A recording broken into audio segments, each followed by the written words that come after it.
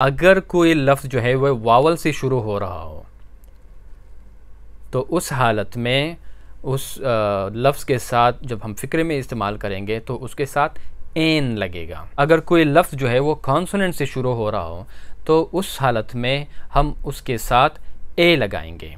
देखें इंडियन जो है वो इंडिया की स्पेलिंग क्या है, INDIAN, इंडियन। सो वो आई से शुरू होता है तो आई जो है वो वावल है, इसलिए हम कहते हैं कि ही इज़ एन इंडियन। या हम कहते हैं कि शी इज़ अ पाकिस्तानी। आप देखें पाकिस्तान जो है वो पी से शुरू होता है और पी जो है वो कॉन्सोनेंट है तो इसलिए उसके साथ ए आता है, she is a Pakistani. The definite article, ठीक है, वो है दी, THE। अब द डेफिनेट आर्टिकल हम तब यूज़ करते हैं फ़िक्रे में जब हम किसी ख़ास चीज़ की तरफ इशारा करते हैं, तो फिर वो ए और एन यूज़ नहीं होगा, वहाँ पे दी यूज़ होगा। औज़ुबिल्लाहि मिनश्शैतानिर्रजीम, बिस्मिल्लाहिर्रहमानिर्रहीम। अस्सलाम वालेकुम दोस्तों, उम्मीद है आप सब लोग खैरियत से होंगे। हमने ग्रामर शुरू किया हुआ है। वैसे तो हम आजकल टेंसेस कर रहे हैं, लेकिन उसके साथ साथ हमने सोचा है कि अगर कोई ऐसा एक टॉपिक हो जिसमें कमेंट्स में बहुत सारे लोग पूछ लेते हैं कि यार इसमें हमें कन्फ्यूजन है, हमें नहीं पता कैसे करना है, तो हमने ये सोचा कि चलो हम साथ साथ जो है ना एक एक टॉपिक ऐसे वो अलग से एक्सप्लेन करते जाएंगे। तो आज जो हमारा टॉपिक है वो है आर्टिकल्स के बारे में। आर्टिकल जो है वो है ए, एन या दी। अब इसमें देखें आप, इसको सबको तो आर्टिकल्स कहते हैं। अब ये आर्टिकल जो है ना दो ग्रुप्स में तकसीम किया गया है। एक को कहते हैं the indefinite article. The indefinite article जो है वो है ए और एन, तो ये द इनडेफिनिट आर्टिकल्स हैं। और जो दूसरा ग्रुप है वो है द डेफिनिट आर्टिकल, वो जो है वो है दी, THE। इन दोनों में फ़र्क ये है कि ये जो द इनडेफिनिट आर्टिकल है ये हम तब फ़िक्रे में या किसी लफ्ज़ के साथ लगाते हैं, तब इस्तेमाल करते हैं जब हम किसी एक आम सी बात कर रहे होते हैं, एक आम सी चीज़ के बारे में बात कर रहे होते हैं। और जो द डेफिनेट आर्टिकल है दी, वो हम तब यूज़ करते हैं जब हम किसी ख़ास चीज़ के बारे में उसकी तरफ इशारा करके, ताकि अगले को जिसके साथ बात हो रही है उसको समझ आए कि मैं किस चीज़ के बारे में बात कर रहा हूँ। तो ये जो ख़ास चीज़ है इसके लिए हम फिर दी यूज़ करते हैं फ़िक्रे में लफ्ज़ के साथ। तो मैं अभी आप लोगों को इसका कायदा, कानून और इसके जो रूल्स है वो मैं आप लोगों को बता देता हूँ। जो द इनडेफिनिट आर्टिकल्स हैं ए और एन, ये जो सारे आर्टिकल्स हैं ये हम तब यूज़ करते हैं जब हम किसी एक चीज़ के बारे में बात करते हैं, सिंगुलर चीज़ के बारे में। वो चीज़ एक से ज़्यादा ना हो, क्योंकि ए का मतलब ही एक है, ए या एन का मतलब भी एक ही है। और इसका कानून ये है कि जब कोई लफ्ज़ जो है उसका जो पहला लेटर है अगर वो वावल से शुरू हो रहा हो, अगर कोई लफ्ज़ का जो पहला लेटर है अगर वो वावल हो, वावल जो है वो है ये 5 वावल हैं कि AEIOU, ये 5 जो हैं वावल कहलाते हैं। अगर कोई लफ्ज़ जो है वह वावल से शुरू हो रहा हो तो उस हालत में उस लफ्ज़ के साथ जब हम फ़िक्रे में इस्तेमाल करेंगे तो उसके साथ एन लगेगा, AN, एन। जैसा कि एन एप्पल, एन एलिफेंट, इस तरह जो है ना, अभी देखें ना एप्पल में ए जो है वो वावल है, ए से शुरू होता है तो उसके साथ एन लगेगा। एलिफेंट जो है वो ई से शुरू होता है तो उसके साथ एन लगेगा क्योंकि वो भी वावल है। लेकिन अगर कोई लफ्ज़ जो है वो कॉन्सोनेंट से शुरू हो रहा हो, कॉन्सोनेंट से मुराद ये है कि जो लफ्ज़ वावल ना हो, वावल से ना शुरू होता हो, तो वावल के अलावा जितने भी लेटर्स हैं इनको कॉन्सोनेंट्स कहते हैं। तो अगर कोई लफ्ज़ जो है वो कॉन्सोनेंट से शुरू हो रहा हो तो उस हालत में हम उसके साथ ए लगाएंगे, like a banana, a house, इस तरह की जो ए लगाएंगे। ठीक है, अब मैं आप लोगों को 2-3 मिसालें देता हूँ। इसमें 2-3 चीज़ें हैं जो कि एक्सप्लेन करना जो है वो ज़रूरी है। सबसे पहला एग्जांपल मैं दूँ कि आई ईट एन एप्पल, मैं एक सेब खाता हूँ। सो आप देखें ना, एन एप्पल, एप्पल जो है वो ए से शुरू होता है तो उसके साथ एन आता है। अब यहाँ पे आप लोगों ने ये बात जहन में रखनी है कि ये जो आर्टिकल्स हैं इनका जो है वो टेंस के साथ कोई ताल्लुक़ नहीं होता कि ये किस ज़माने की बात हो रही है, हमें उस हिसाब से लगाऊं। इस तरह कोई चीज़ नहीं है, कोई भी टेंस हो, कोई भी ज़माना हो, लेकिन जब इन अल्फाज का इस्तेमाल हो तो हमें ये चीज़ों को देख के, उसके रूल्स को देख के उसके साथ ए या एन लगाने हैं। तो टेंस के साथ इसका कोई ताल्लुक़ नहीं है। अब यहाँ पे देखें, मैं आपको एक मिसाल देता हूँ। जैसा कि मैंने अभी मिसाल दिया, आई ईट एन एप्पल, सो वो एप्पल जो है वो ए से शुरू होता है तो एन आया। अब कॉन्सोनेंट से मिसाल दूँ तो आई ईट अ बनाना, तो बनाना जो है वो बी से शुरू होता है, बी जो है वो कॉन्सोनेंट है, इसलिए हम कहते हैं कि आई ईट अ बनाना, मैं एक केला खाता हूँ।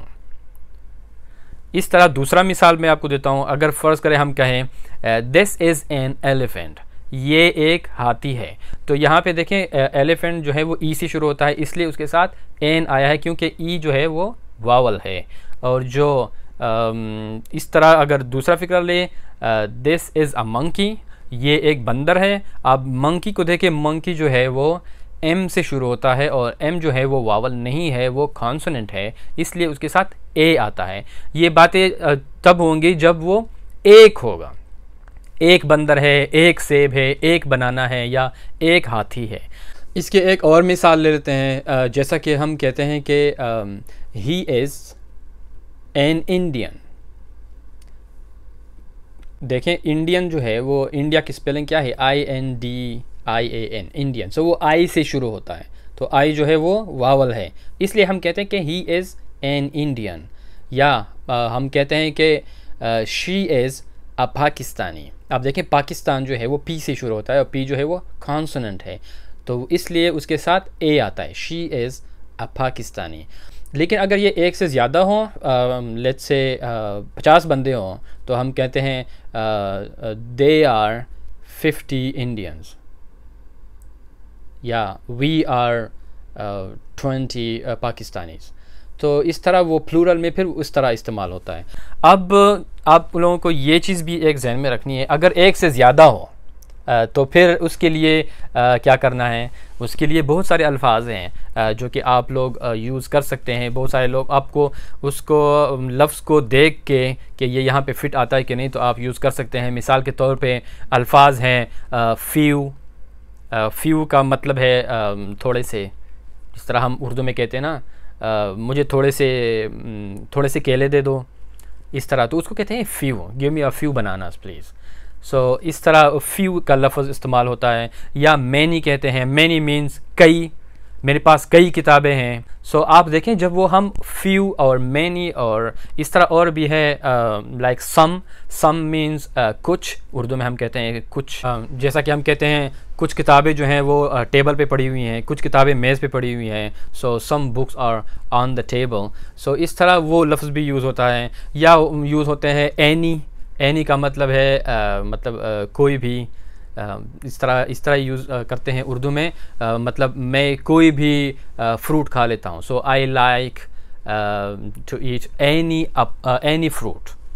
सो एनी यूज़ होता है। लेकिन आप ये जहन में रखें कि जब हम ये अल्फाज उसके साथ यूज़ करेंगे, अगर वो एक से ज़्यादा हैं, तो फिर आप आर्टिकल नहीं यूज़ कर सकते। ठीक है, आर्टिकल जो है वो सिर्फ सिंगुलर के लिए यूज़ होते हैं। अब ये जो कायदा है, ये तो बहुत ज़्यादा अल्फाज या ज़्यादातर जो अल्फाज हैं वो इस कायदे में बिल्कुल फ़िट आते हैं, उसमें कोई मसला नहीं होता। लेकिन कुछ ऐसे अल्फाज भी हैं जो कि एक्सेप्शंस हैं। एक्सेप्शन से मुराद ये है कि उन पे ये कानून लागू नहीं होता। वो या हर ज़बान में होता है, कुछ ज़बानों में ऐसे होता है कि कोई भी कानून नहीं होता, वो उसको रट्टा लगाना पड़ता है। लेकिन यहाँ पे जो एक्सेप्शंस हैं ये इस आर्टिकल्स में, तो इसके लिए छोटा सा कानून मौजूद है, लेकिन उसको समझने के लिए आप लोगों को बहुत ध्यान से सुनना पड़ेगा। मैं आप लोगों को एक दो मिसालें देता हूँ। इस चीज़ की मिसालें दूंगा कि कुछ ऐसे अल्फाज हैं जो कि शुरू होते हैं वावल से, तो कानून के मुताबिक तो उसके साथ एन आना चाहिए ना, लेकिन उनके साथ एन नहीं आता, उनके साथ ए आता है। या कुछ ऐसे भी अल्फाज हैं जो कि कॉन्सोनेंट से शुरू होते हैं, तो कानून के मुताबिक तो उसके साथ ए आना चाहिए ना, लेकिन उसके साथ ए आता है, तो ये इसको कहते हैं एक्सेप्शन। अब ये जो एक्सेप्शंस हैं, इसमें मैं आप लोगों को दो तीन मिसालें देता हूँ तो आप लोगों को समझ आएगी, और फिर उसका कानून भी बताता हूँ कि आप लोगों को कैसे पता चलेगा कि यहाँ पे लॉ अप्लाई नहीं होगी और जो है ये एक्सेप्शन वाली जो केस है ये अप्लाई होगा। एक लफ्ज़ है university. I bought a university, मैंने एक यूनिवर्सिटी ख़रीद ली है, मतलब मेरा कारोबार है तो मैंने ख़रीद लिया है। तो अब देखिए मैंने उधर कहा है ए यूनिवर्सिटी, लेकिन अगर आप यूनिवर्सिटी की स्पेलिंग को देखें तो आप देखें वो यू से शुरू होता है। हालांकि यू जो है वो वावल है, वावल से शुरू होता है तो कानून के मुताबिक तो एन आना चाहिए ना, लेकिन नहीं आता। वो हम कहते हैं आई बॉट ए यूनिवर्सिटी। या मैं अभी आपको समझाता हूँ, या दूसरा मिसाल लें, यूनिफॉर्म, स्कूल यूनिफॉर्म जो है ए यूनिफॉर्म होता है। I am wearing a uniform, so मैं यूनिफॉर्म पहना हुआ है, तो ये उसके साथ भी जो कहने ए आता है, वो भी देखें यू से शुरू होता है और यू जो है वो वावल है, लेकिन वहाँ पे भी ए आता है। यूज़र को भी देखें आप, यू से शुरू होता है, यू वावल है, लेकिन ए यूज़र इस्तेमाल होता है। अब इस तरह के बहुत सारे अल्फाज हैं, ठीक है, उस तरह के यूनिकॉर्न हो गया, इस तरह का एक लफ्ज़ है, यूनियन है, वो भी इस तरह का एक लफ्ज़ है। अब यहाँ पे आप लोग ध्यान से सुने, आप लोग जो इसकी आवाज़ है ना, इस पे फोकस करें। देखें यूनिवर्सिटी, यूनियन, यूज़र, यूनिकॉर्न, लेकिन यू की आवाज़ निकलती है, ठीक है। अब ये जो यू की आवाज़ है, जिस तरह मैं कहता हूँ कि यू आर माई फ्रेंड, आप जो हो मेरे दोस्त हो, तो यू आर माई फ्रेंड, तो वो भी एग्जैक्टली यही आवाज़ है, ठीक है, यू आर माई फ्रेंड। अब उधर देखिए उस यू की स्पेलिंग क्या है, वो है वाई ओ यू, और वाई जो है वो कॉन्सोनेंट है।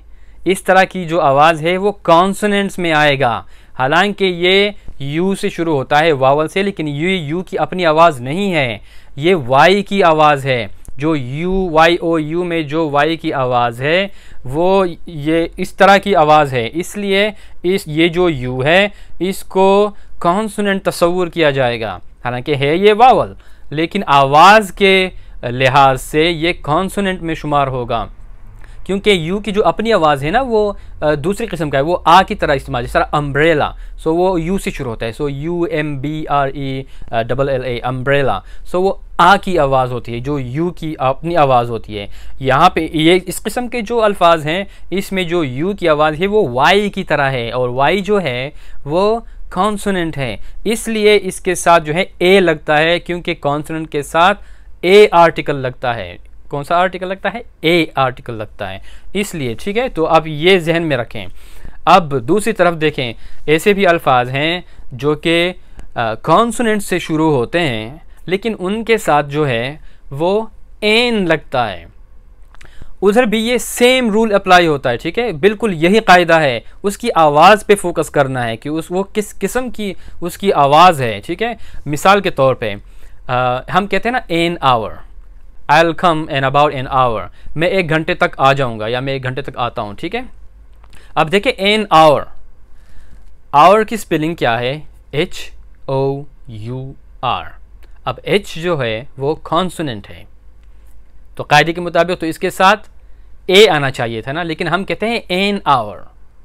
अब आवर जो है, आप इसकी आवाज़ पे फोकस करें, शुरू होता है ये H से, लेकिन आपको ख़ुद भी अंदाज़ा हो गया होगा कि हम इसको आवर कहते हैं, तो ये H की आवाज़ नहीं है। H की आवाज़ तो अगर H की आवाज़ होता तो वो हावर होता। अक्सर लोग हावर कहते हैं, हमारे लोगों में से जिनको पता नहीं होता, लेकिन प्रोनाउंसिएशन जो इसकी है ये आवर पढ़ते हैं हम, ठीक है। तो इसकी जो आवाज़ है वो आ की तरह है, तो ये ओ की आवाज़ बनता है या ए की आवाज़ बनता है, दोनों को मिला के कुछ इस तरह ही आवाज़ बनती है, H की आवाज़ नहीं है। मैं आपको एक दूसरा मिसाल देता हूँ। एक बंदा है जो जिसकी एक टांग है, एक टांग नहीं है उसकी, एक पाँव नहीं है, पाँव उसका एक ही है, एक टांग है उसकी। उसको इंग्लिश में कहते हैं वन लेग्ड मैन, एक टांग वाला बंदा या एक पाँव वाला बंदा। अब जब हम इसको फ़िक्रे में यूज़ करते हैं तो हम कहते हैं a one legged man, a use होता है, एन नहीं लिखते। हालांकि आप देखिए वन लेग मैन, तो वन की स्पेलिंग क्या है? SONE। ओ जो है वो वावल है, कायदे के मुताबिक इसके साथ एन आना चाहिए था, लेकिन नहीं आता। ए वन लेग मैन, यहाँ पे भी देखें, आप इसकी आवाज़ को देखें, ये जो वन की स्पेलिंग है आप देखें ये कहाँ से लगता है कि ये ओ से शुरू होता है। ओ की आवाज़ तो आ होता है ना, लेकिन यहाँ पे ये वाव वाव की आवाज़ देता है। जिस तरह वन होता है WON, बिल्कुल उसी तरह की इसकी आवाज़ है, वन वन वन, उधर के बिल्कुल एक जैसी आवाज़ है। तो इसमें जो ओ की आवाज़ है वो बिल्कुल W की आवाज़ की तरह है, और W जो है वो कॉन्सोनेंट है, इसलिए हम इसकी जो आवाज़ है उसको देखते हुए इसके साथ हम ए लगाएंगे, ए वन लेग मैन। उम्मीद है आप लोगों को समझ आ गई होगी। द इनडेफिनिट आर्टिकल के बाद अब हम पढ़ेंगे द डेफिनिट आर्टिकल, ठीक है, वो है दी, THE। अब द डेफिनिट आर्टिकल हम तब यूज़ करते हैं फ़िक्रे में जब हम किसी ख़ास चीज़ की तरफ इशारा करते हैं, तो फिर वो ए और एन यूज़ नहीं होगा, वहाँ पे दी यूज़ होगा। अब मैं आपको 2-3 मिसालें देता हूँ, आप लोगों को सब समझ आ जाएगा कि इसका मतलब क्या है, हमें कैसे पता चलेगा कि हम किसी ख़ास चीज़ के बारे में बात कर रहे हैं। मिसाल के तौर पे एक फ़िक्रा है, आई रीड अ बुक, तो मैंने ए यूज़ किया है ना, a book, I read a book, मैं एक किताब पढ़ता हूँ। तो मतलब एक आम सी बात है, मैं कोई भी किताब पढ़ सकता हूँ ना, मैं कोई किताब पढ़ रहा हूँ, मैं एक किताब पढ़ता हूँ, मैंने ये नहीं कहा कि कौन सी किताब। अब अगर मैं कहूँ कि I read the red book, मैं जो हूँ मैं वो सुर्ख किताब पढ़ता हूँ, तो देखें इसमें मैंने इशारा किया एक ख़ास चीज़ की तरफ।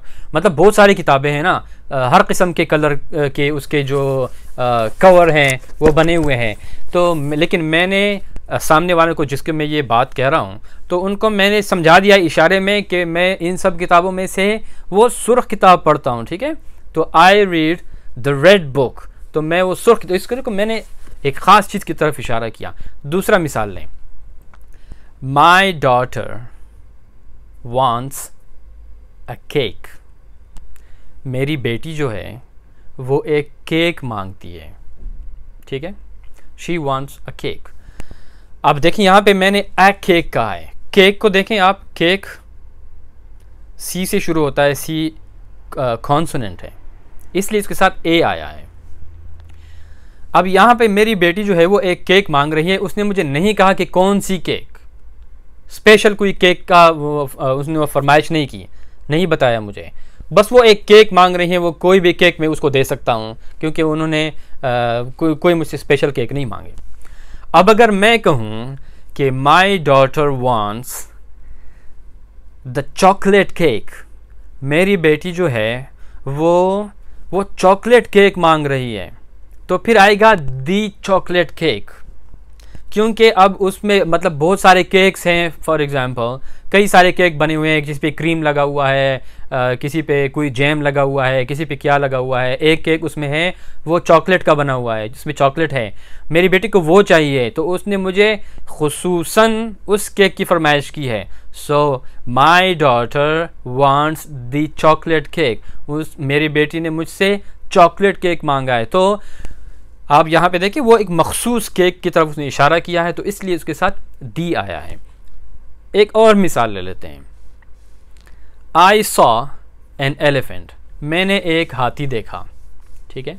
सो एलिफेंट जो है वो ई से शुरू होता है, इसलिए उसके साथ एन आया है। सो आई सॉ एन एलिफेंट, मैंने एक हाथी देखा। अब ये तो सादा फिक्रा है, इसमें मैंने एक हाथी देखा, वो कोई भी हाथी हो सकता है, कोई इसमें ख़ास बात नहीं है।